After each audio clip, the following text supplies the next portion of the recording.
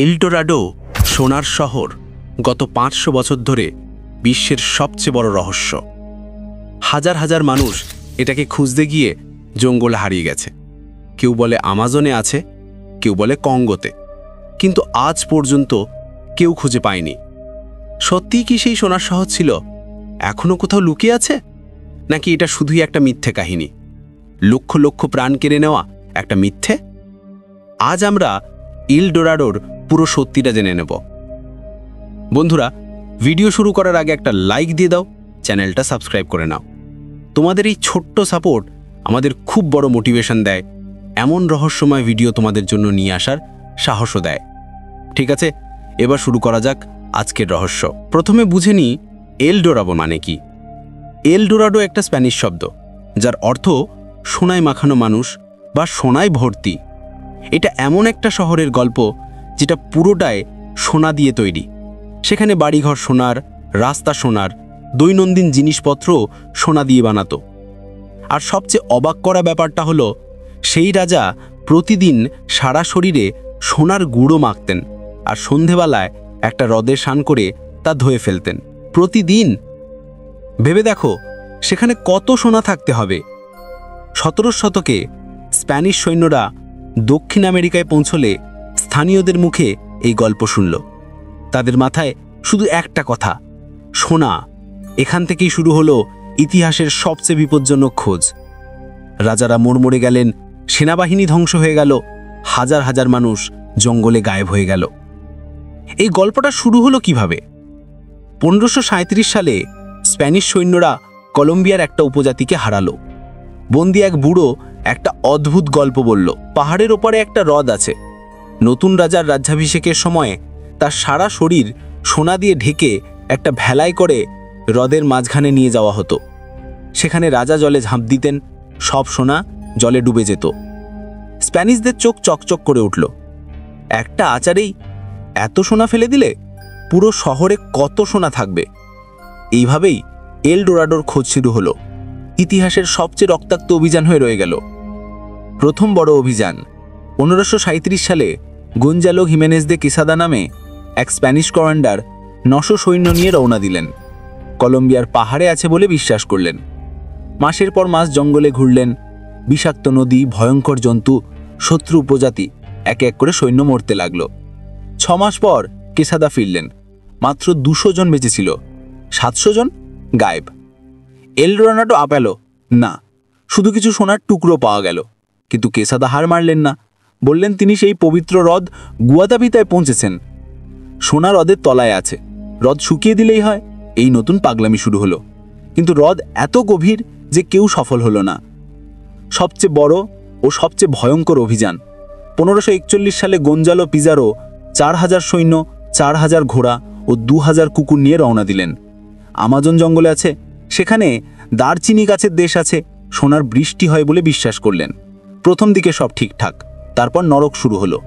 জঙ্গল অসম্ভব ঘন হয়ে গেল, পথ হারিয়ে গেল, বৃষ্টি, খাবার ফুরিয়ে গেল, ঘোড়া মরে গেল, সেগুলো খেলো কুকুর, পোকামাকড়, ব্যাঙ, মাটির ঢেলা। তারপরেও খিদে মেটেনি। ৩ মাসে লোকেরা পাগলের মতো বুট সেদ্ধ করে খেতে লাগলো, বেল্ট চিবোতে লাগলো। তারপর মৃত সঙ্গীদের মাংস খাওয়া শুরু হলো, নরমাংস ভক্ষণ। ১ বছর পর পিজারো ফিরলেন। মাত্র ৮০ জন বেঁচে ছিল। ৪,০০০-এর মধ্যে মাত্র ৮০। এলডোরাডো পাওয়া গেল? কিছুই না, শুধু মৃত্যু পাওয়া গেল। ইংল্যান্ডেও পৌঁছল এই জ্বর। স্যার ওয়াল্টার র্যালি রানী এলিজাবেথের প্রিয়পাত্র ১৫৯৫ সালে ৫টা জাহাজ নিয়ে গায়ানা গেলেন। অরিনোকো নদী ধরে মাসের পর মাস ঘুরলেন। কিছু ছোট সোনার টুকরো পুরনো মন্দিরের ধ্বংসাবশেষ পেলেন। আর একটু দূরেই আছে ভেবে খাবার ফুরিয়ে যাওয়ায় ফিরে এলেন। ইংল্যান্ডে দ্য ডিসকভারি অব গায়ানা নামে বই লিখলেন। আমি নিজের চোখে সোনার পাহাড় দেখেছি লিখলেন। লোকে আরও পাগল হয়ে গেল। ১৬১৭ সালে আবার গেলেন। এবার কিছুই পেলেন না। ফিরে এসে রাজা জিজ্ঞেস করলেন, সোনা কোথায়? কিছু বলতে পারলেন না। র্যালের মাথা কেটে ফেলা হলো। গুয়াতাভিতা হ্রদ আবার ১৫৪৫ সালে প্রথম হ্রদ খালি করার চেষ্টা। হাজার হাজার লোক বালতি দিয়ে জল তুলল। জল একটু কমতেই কিছু সোনার জিনিস পাওয়া গেল। ১৫৮০ সালে এক ব্যবসায়ী বড় খাল খুঁড়ল। জল কমতেই সোনার গয়না দেখা গেল। কিন্তু একটা অংশ ধসে পড়ে ৫০ জন শ্রমিক মারা গেল। ভয়ে সবাই পালিয়ে গেল। আজও গুয়াতাভিতা হ্রদ ঠিক তেমনই আছে, হয়তো তলায় আরও বেশ সোনা আছে, কিন্তু কেউ তুলতে পারে না। কঙ্গোর সঙ্গে সম্পর্ক কি? 19 শতকে ইউরোপীয়রা আফ্রিকায় গিয়ে কঙ্গো জঙ্গলে পুরনো শহরের ধ্বংসাবশেষ ও সোনার ভাস্কর্য পেল। কিছু ইতিহাসবিদ মনে করেন এল দোরাডোর গল্প আসলে পশ্চিম আফ্রিকার মোনোমতাপা বা গ্রেট জিম্বাবুয়ে রাজ্য থেকে এসেছে। সেখানেও রাজারা সোনা মেখে স্নান করতেন। দাসেরা সেই গল্প আমেরিকায় নিয়ে গেল, স্প্যানিশরা শুনে কাল্পনিক শহর বানিয়ে ফেলল। বিংশ শতকেও থামেনি। 1925 সালে ব্রিটিশ এক্সপ্লোরার পার্সি ফসেট ব্রাজিলের জঙ্গলে গেলেন। ছেলে ও ছেলে বন্ধুকে নিয়ে দ্য সিটি অফ জেড বলে ডাকতেন। শেষ চিঠিতে লিখলেন, আমরা অদ্ভুত জায়গায় পৌঁছেছি, পুরনো ভবন দেখা যাচ্ছে। তারপর তিনজনই আর ফিরলেন না, আজও কি হয়েছিল জানা নেই। 21 শতাব্দী 2018 সালে লাইডার টেকনোলজি দিয়ে অ্যামাজন স্ক্যান করা হলো। শত শত প্রাচীন শহরের ধ্বংসাবশেষ, রাস্তা, পিরামিড দেখা গেল, কিন্তু সোনার শহর নয়।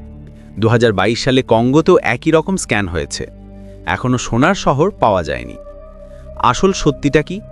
ইতিহাসবিদ ও শিক্ষাবিদের মত, কলম্বিয়ার মুইস্কা উপজাতির মধ্যে সত্যিই নতুন নেতা সোনা মেখে স্নান করার আচার ছিল, কিন্তু পুরো সোনার শহর বলে কিছু ছিল না।